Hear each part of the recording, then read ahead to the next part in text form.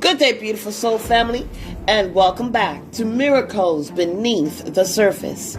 All the honor and all the glory and praise goes to our Heavenly Father in Yeshua's name.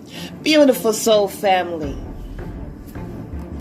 So another sister, I love my brothers and sisters who are in the truth, sharing the truth, because we really need to know. So I am so honored. I was watching The Gates of Huldah. I'm going to put this in my description box so that you can see it and share it as well. And she was saying that the nations need to reap. Hey, yes, they do need to reap. This is not only, however, this is not just about the chattel slavery that they all supported. No. As we see in the book of Ezra and Nehemiah, they were doing the same thing. Whenever it came time for the Israelites to rebuild themselves, to have confidence in themselves and in the Most High Yah, they were opposers then. All honor and glory and praise goes to our Heavenly Father. So as I was in the midst of gathering information so I could better share it, the Holy Spirit asked me, what does Ezra and Nehemiah's name mean? Ezra name means help, and Nehemiah's name means God comforts. Hallelujah. You know, what's so interesting is during a time frame where the Israelites didn't know who they were. They didn't know what was going on. They didn't know the strategies of the Balaam doctrine. They didn't know a lot of things. Sometimes you're in the midst of so much muck that you don't know the schemes that is happening behind the scenes. And so it came time to where Ezra led the way by the direction of our Heavenly Father to rebuild their temple. Ezra name means help. And I already did this message in reference to Esther. But as we see behind the scenes, when we see the great work that our Heavenly Father was doing, it was not just Esther being married to a king. It was all the domino effects that took place afterwards, which allowed for the support, aka the help, to build the second temple. And then when it came time for the wall to be built, Nehemiah, his name is God comforts. Hallelujah. I believe this to be so amazing. You want to know why? Well, I'm glad you asked. It is because with the wall, with all that was going on, as their temple was being built and their wall was being built, it brought them comfort. You see, the nations were coming against them in so many ways. First, they tried to bring forth what do you call that? A frenemy type of connection or alliance, quote unquote. Oh, let me help you build your temple. But the Israelites were saying, no, this is for us to build. That is when the nations that came against the Israelites started to show their colors, right? So they started writing their letters. I did this message already. You can look to those messages or just simply read Ezra and Nehemiah. And so they did this 2 times.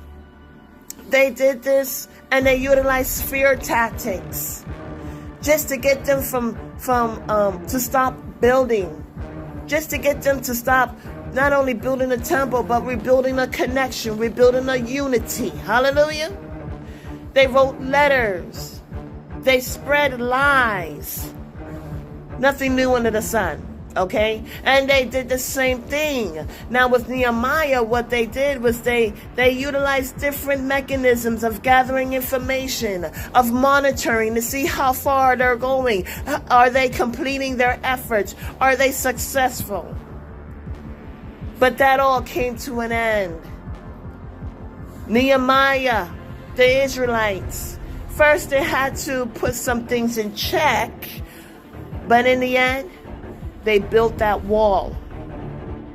Beautiful soul family. It is nothing new under the sun. And then the Holy Spirit was talking to me about something, and I was looking it up, and as I was in the midst of looking it up, she clarified it more. So what the Holy Spirit showed me was this. I'm losing my voice, but I'm still moving through. Slavery officially ended in 1867. The Holy Spirit asked me, but what did they do next? You see, beautiful soul family, it's a slap in the face, because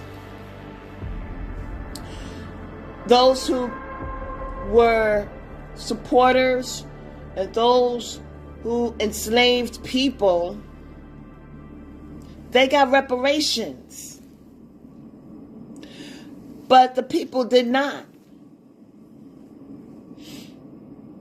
Those that were enslaved did not. And you think they would be happy. But guess what they started to do later on?